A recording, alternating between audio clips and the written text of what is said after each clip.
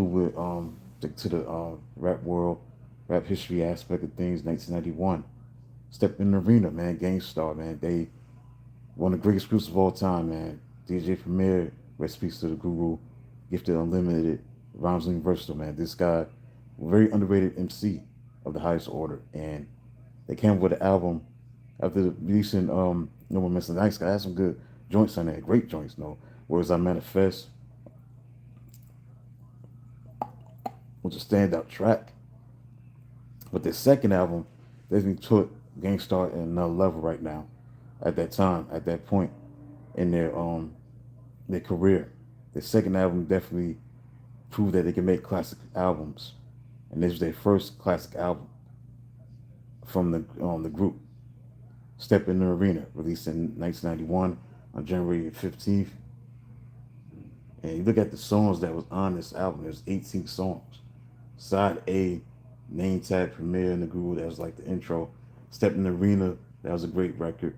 From an Intellect, excellent execution of a chump. No Miss Nice got part two. Then Who's Gonna Take the Weight? Beyond Comprehension. Just great stuff. Check the Technique. Love Sick. Here they going some more just classic stuff. Like you look at these songs, there's nothing that you say that you're gonna skip a song to the next song because that's what they was doing. They was making crazy classic stuff.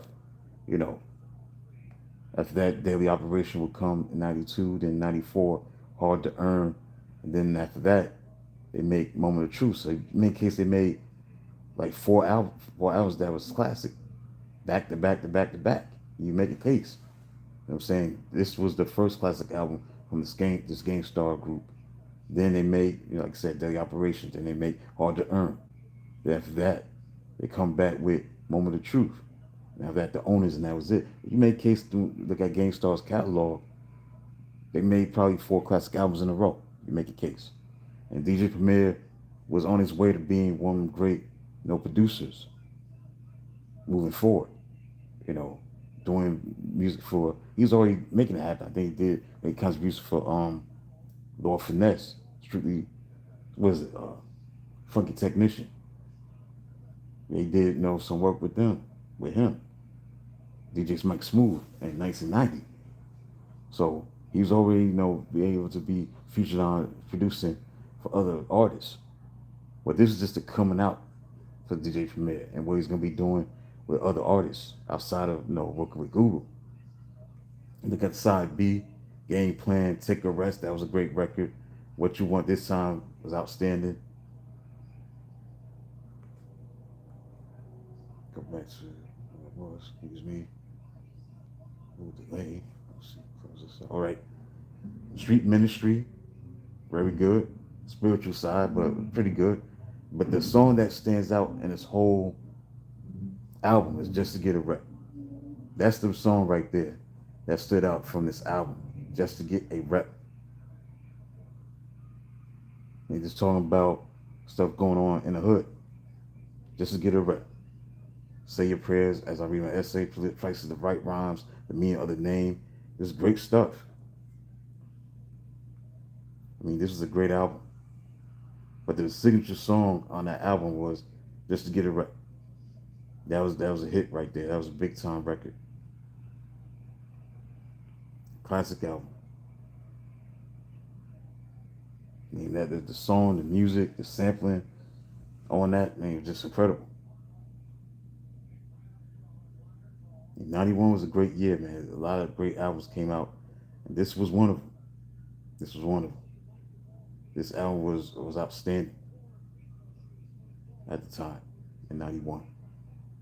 They did a video for Just to Get a Rep.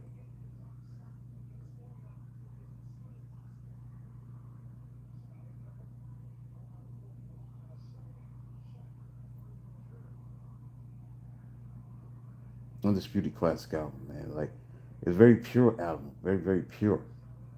There's nothing negative. Thing about Guru, he always had social commentary in his music when he was alive. He always did some great stuff.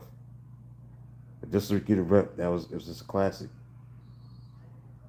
What I'm saying? Great, great production. It's talking about, a stiff up kid, the reason he does his dirt, stuff like that. And the third verse talks about where the victim from the second verse comes back, seeking revenge on its perpetrator.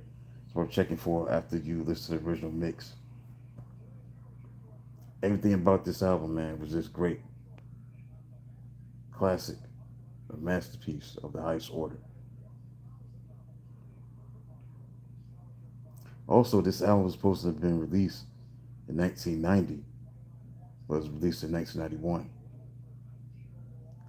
They just had that signature sound, the boom bap, just everything about DJ Premier was just innovative with the scratching, his signature sound, his scratching, those vocal samples, just amazing.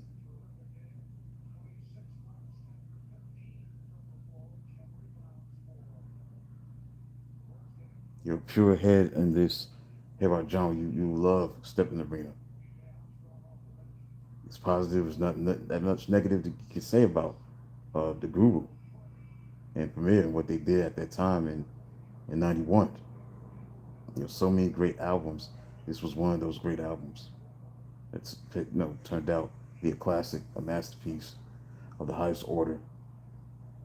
It just submitted Gang Starr at the time this tag team. It submitted them once they came with the second album. You know, in '91. Songs like Just to Get a Rep, Take a Rest, Love Sick, Step in the Arena, Who's Gonna Take the Weight. And they was doing their thing on the soundtrack to Mo Better Blues. Spike Lee wanted them to do jazz thing. He felt the dude needed to expand on the song's theme for Mo Better Blues, and they did that with jazz thing. Well, DJ Premier said the label had gotten the wrong deal with the group, saying that when they signed us, they thought we were going to do records like jazz thing all the time. We were just doing that for Mo Better Blues. It was just the dedicated progenitors of the underground sound. They were just truly underground. They didn't sell many units, but they were platinum in the hood in terms of their music. Their music made them platinum status. They made hits, man. Just to Get Rep was a top 5 hit single. Who's Gonna Take the Weight? That was a number 9 on the Hot Rap Singles chart. Love Sick. That was number 11. Step in the Arena was number 5. So they made hit songs off this album. Four hit records, classic albums, extraordinaire. This is what it's all about, man. When you make a classic album, you gotta have some hits on it. And they definitely represented and delivered the goods on this album in '91. With the standout songs, Just to Get a Rep. That's the standout track right there. There's something about that record that stands out amongst all the other songs that they made together on this album. This classic stuff, masterpiece. So if you love pure hip hop, this is what you will enjoy. The second album, because it was released in 1991. The '90s was here, and they was just able to deliver their own sound, their own sonic landscape in their own way, crafted their own niche.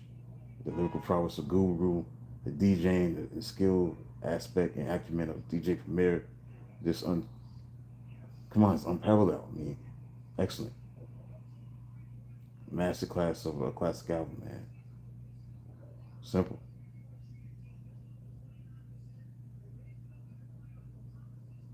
And this album was important because, at least during the period when hip hop was rapidly evolving, becoming a powerful platform for social commentary, and that's what Guru delivered. He did a lot of social commentary with his lyrics.